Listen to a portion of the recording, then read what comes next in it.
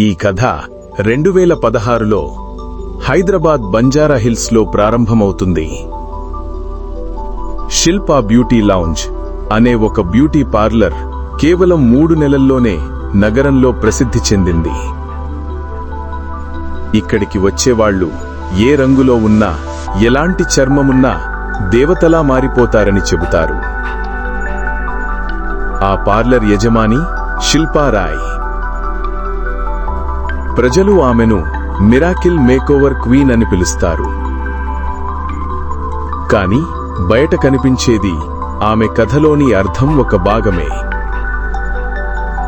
ఒకరోజు తన చర్మ సమస్యలతో బాధపడుతున్న ఒక సాదాసిద్ధ అమ్మాయి ఆర్తి పార్లర్కి వస్తుంది. మొటిమలు, మచ్చలు, బ్లాక్ హెడ్స్. ఆమెను చూసి శిల్ప క్షణం గమనించి చమత్కారంగా చిరునవ్వుతుంది. నీమీద నవ్విన వాళ్లే రేపు నీకోసం నిలబడతారు ఆర్తి. నేను నిన్ను పూర్తిగా మార్చేస్తాను అని ఆర్తికి చెబుతుంది. ఆర్తి ఆ మాటలు నమ్మి ఎలాంటి ఖర్చైనా పెట్టడానికి సిద్ధపడుతుంది. మరుసటి రోజు శిల్ప ఆమెను ఒక ప్రత్యేక గదిలోకి తీసుకెళ్ళింది. అక్కడి వాతావరణం వింతగా నిశ్శబ్దంగా ఉంది. శిల్ప కఠినంగా చెబుతుంది, కళ్ళు మూసుకో, ఏ ప్రశ్నలు అడగకు, ఏం జరిగినా స్పందించకు. ఆమె ఫ్రిడ్జ్లోని ఒక ఇనుప కూజా తీసి విచిత్రమైన ఎర్రటి ద్రవాన్ని ఆర్తి ముఖానికి పూసింది. కొన్ని క్షణాల్లోనే ఆర్తి ముఖం రక్తంలా ఎర్రబడింది. దేహం బరువుగా మారింది. తరువాత ఆమె నిద్రలోకి జారిపోయింది. ఆ నిద్రలో 2 ఎర్రటి కళ్ళు ఆమె ముందుకు వచ్చాయి. ఆర్తి భయంతో కేక వేసి మేల్కొంది. కాని శిల్పా మాత్రం చిరునవ్వుతో చెబుతుంది, అది మంచిదే, నువ్వు రూపం మారుతున్న సంకేతం. మొదటి రోజు చికిత్స తరువాతే ఆర్తి ముఖం చాలా మారిపోయింది. శిల్ప ఆమెకు ఇంకా 29 రోజులు వస్తే నువ్వు పూర్తిగా కొత్త వ్యక్తివైపోతావు అని చెబుతుంది. రోజులు గడిచే కొద్దీ ఆర్తి అందం పెరుగుతూనే ఉంటుంది. 1 నెల తర్వాత చివరి రోజు శిల్ప ఆమెకు ఒక తామర రుద్రాక్ష లాకెట్ ఇస్తుంది. ఇది ఎప్పుడూ తీసివేయకు, ఇది నీ రక్షణ అని చెబుతుంది. ఆర్తి ఇంటికి వచ్చినప్పుడు ఆమె తల్లిదండ్రులు ఆనందంతో ఎమోషన్ అవుతారు. అదే సమయంలో కార్తిక్ అనే యువకుడు ఆమెను ప్రేమించి వివాహం చేసుకుంటాడు. వాళ్లు కొత్త ఇంటికి వెళ్లిన కొద్ది రోజుల తర్వాత ఆర్తి అద్దంలో మేకప్ తీసుకుంటుండగా అదే ఒక అమ్మాయి నీడ ఆమె వెనుక నిలబడినట్లు కనిపించింది. ఆర్తి ఒక్కసారిగా తిరగ్గా అక్కడ ఎవరూ లేరు. మరుసటి రోజులు ఖాళీ గదుల్లో గుసగుసలు, వింత శబ్దాలు, నా అందాన్ని తిరిగి ఇవ్వు అన్నట్లుగా వినిపించాయి. కాని కార్తీక్ నమ్మలేదు. అతని చెల్లి నేహా మాత్రం ఆర్తిలో ఏదో వింత గమనించింది. ఎక్కడికి వెళ్లినా ఆర్తి వెనుక ఒక పచ్చని నీడ కదిలినట్టు అనిపించేది.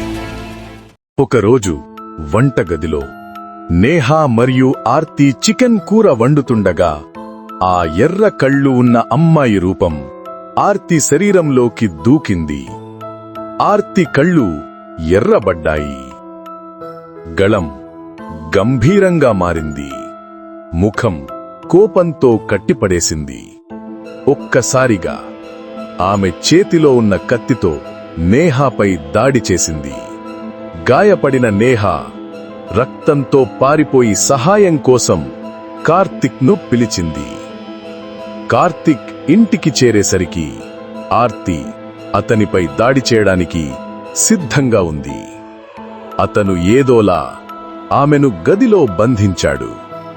అర్ధరాత్రి 12 గంటలకు కార్తిక్ పిలిచిన తంత్రవేత్త సోమదేవుడు వచ్చాడు.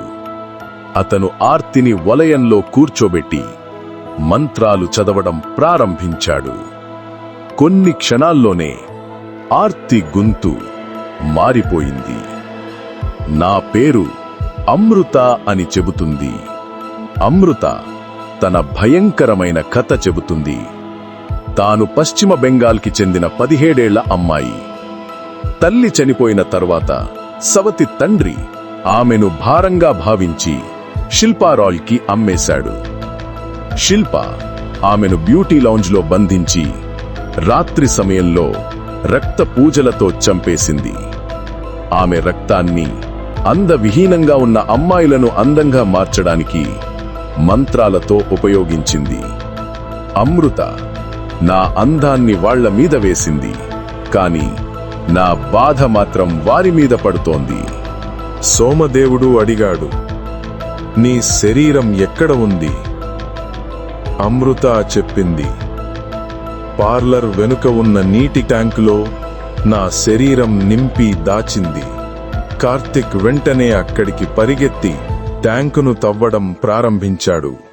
అమృత ఆత్మ ఆర్తి శరీరం నుండి బయటకు వచ్చి కార్తిక్ పై దాడి చేసింది. గొంతు పిసుకుతూ అతన్ని చంపడానికి ప్రయత్నించింది. ఆర్తి మొత్తం జరిగినది గ్రహించి తన చేతిలో ఉన్న తామ్ర లాకెట్ను అమృత ముఖానికి అంటించింది. అమృత ఆత్మ కేకలు వేస్తూ పొగలా గాలిలో కలిసిపోయింది. సోమదేవుడు ట్యాంకులోని అమృత శరీరాన్ని దహనం చేయగా ఆత్మకు విముక్తి లభించింది. ఆర్తి హుషారుగా మారింది. కాని ఆ రోజు నుంచి ఏ అద్దం ముందు నిలబడే ముందు ఒక్క క్షణం ఆగుతుంది. ఎక్కడైనా ఆ నీడ మళ్లీ కనిపించవచ్చనే భయం ఆమెను ఈ రోజుకి వెంటాడుతుంది.